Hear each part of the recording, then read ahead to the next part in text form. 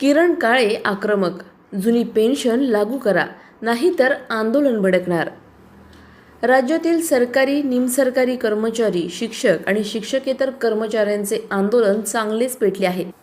या आंदोलनाला पाठिंबा देत ठाकरे शिवसेनेचे महानगर प्रमुख किरण काळे आक्रमक झाले आहेत.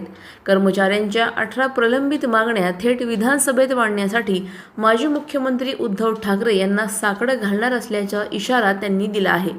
जुनी पेन्शन योजना लागू करा, रिक्त पदे भरा, कंत्राटी कर्मचाऱ्यांना कायम करा, अन्यथा आंदोलन आणखी तीव्र होईल असा इशारा काळे यांनी दिला.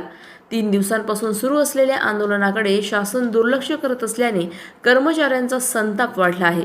त्यामुळे हा मुद्दा आता थेट विधानसभेत गाजण्याची शक्यता असून सरकारची डोकेदुखी वाढण्याची चिन्हे आहेत. कर्मचारी, शिक्षक आणि शिक्षकेतर कर्मचारी या सगळ्यांच्या संघटनांच्या वतीने या ठिकाणी मागच्या काही दिवसांपासून जिल्हाधिकारी कार्यालयासमोर या ठिकाणी आंदोलन होत. खरं तर ज्या मागण्या संघटनांच्या वतीने करण्यात आल्या आहेत त्यातली प्रामुख्याची जी मागणी की 2005च्या साठीची जी काही पूर्वीची जुनी पेन्शन होती ती पेन्शनची योजना जी आहे ती 2005 नंतर जी लोक सेवेमध्ये येतात त्यांना सुद्धा त्या ठिकाणी लागू झाली पाहिजे ना.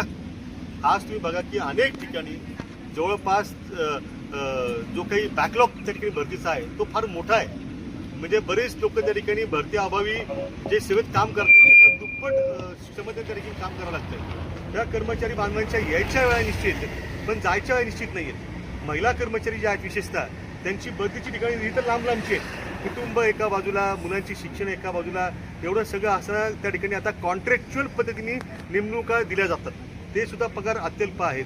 उद्या 58-60 नंतरच्या सेवानिवृत्तीनंतर या सगळ्या कर्मचाऱ्यांनी त्यांचा पुढचा उदरनिर्वाह करायचा कसा, वार्धक्य जे आहे ते घालायचं कसं, त्याच्यानंतर आरोग्याच्या समस्या त्या काळात भरपूर असतात.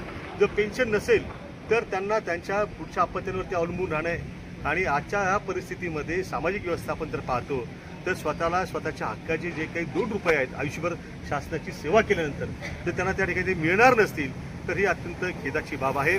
मी या ठिकाणी आमच्या सगळ्या सहकाऱ्यांच्या वतीनं, महाविकास आघाडीच्या वतीनं, शिवसेना उद्धव बाळासाहेब ठाकरे, राष्ट्रवादी काँग्रेस शरदचंद्र पवार पक्ष आणि भारतीय राष्ट्रीय काँग्रेस या सगळ्यांच्या वतीनं कर्मचाऱ्यांच्या या आंदोलनाला पाठिंबा देतो आणि हेही आश्वस्त करतो की राज्याचे माजी मुख्यमंत्री सन्माननीय आदरणीय उद्धवजी ठाकरे साहेब, माजी केंद्रीय मंत्री आदरणीय शरदचंद्रजी पवार साहेब आणि बाळासाहेब थोरात साहेब यांच्यापर्यंत कर्मचाऱ्यांच्या ज्या मागण्या आहेत त्या आम्ही निश्चितपणे त्या ठिकाणी पोहोचू आणि सभागृहामध्ये, विधानसभेमध्ये या संदर्भात आवाज उठवण्याकरता त्या ठिकाणी आम्ही आमच्या वरिष्ठांना विनंती करू. अशाच बातम्यांचा आढावा घेण्यासाठी आजच आपल्या YouTube चॅनलला सबस्क्राईब करा.